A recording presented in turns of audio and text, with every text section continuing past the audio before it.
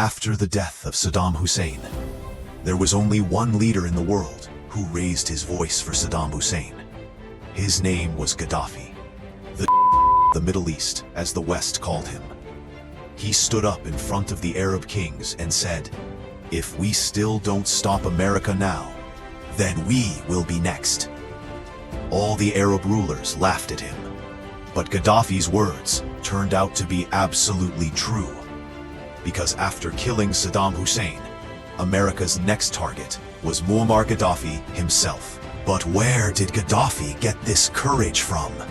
The land of Gaddafi, Libya, was conquered centuries ago by the Muslim army during the caliphate of Prophet Umar. Prophet Umar conquered Libya so thoroughly that no one could take it from the Muslims for years. But in the final days of the Ottoman Caliphate, Italy snatched Libya away from the Muslims.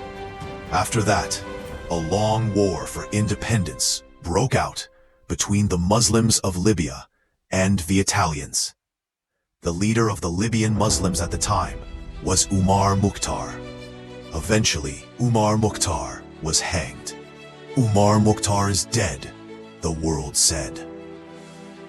But in Umar Mukhtar's army, there was a poor soldier. And during World War II, in the small hut of that poor soldier, a boy was born. His name was Muammar Gaddafi. Since childhood, Gaddafi's father used to tell him stories about Umar Mukhtar's bravery. That's where Gaddafi found his life's purpose. When Gaddafi was still just a boy, Libya gained independence, became an independent state. But it was independence in name only. The world's superpowers installed their puppet king in Libya.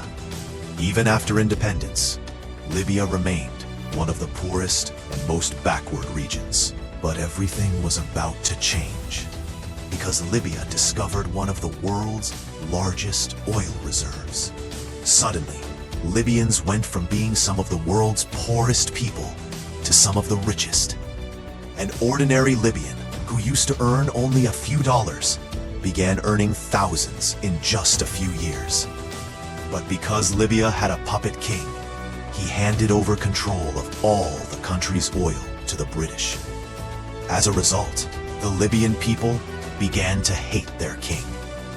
And then one day, Muammar Gaddafi, who had now joined the army, along with just 70 of his fellow soldiers, carried out a bloodless coup and overthrew the king of Libya. And at just 27 years old, Gaddafi became the ruler of Libya. As soon as he took power, he expelled all American and British soldiers from the country, closed their military bases, and nationalized Libya's oil industry. He took complete control of Libya's oil and used it for the benefit of the Libyan people.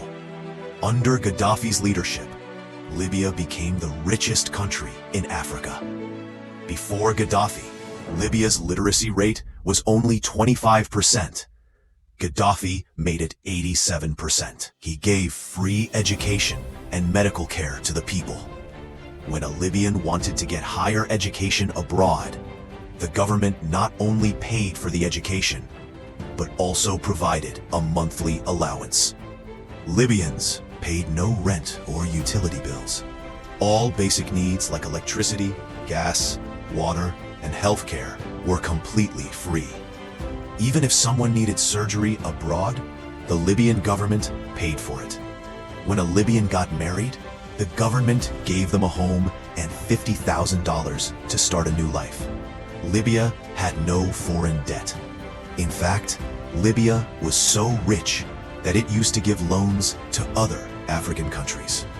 He gave interest-free loans to people and banned interest in the country. He made it illegal for any Libyan to be homeless. If someone didn't have a home, they were given one for free. Even petrol was almost free in Libya, only 14 cents per liter. Gaddafi brought such a revolution to Libya that even Westerners admitted. Gaddafi is one of the most extraordinary leaders of the 20th century.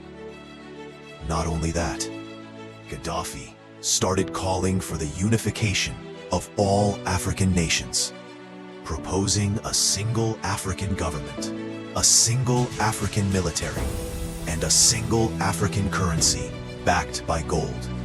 He dreamed of freeing all of Africa from the grip of the dollar and euro. This terrified the West because Gaddafi had billions in gold reserves and had the support of many African leaders.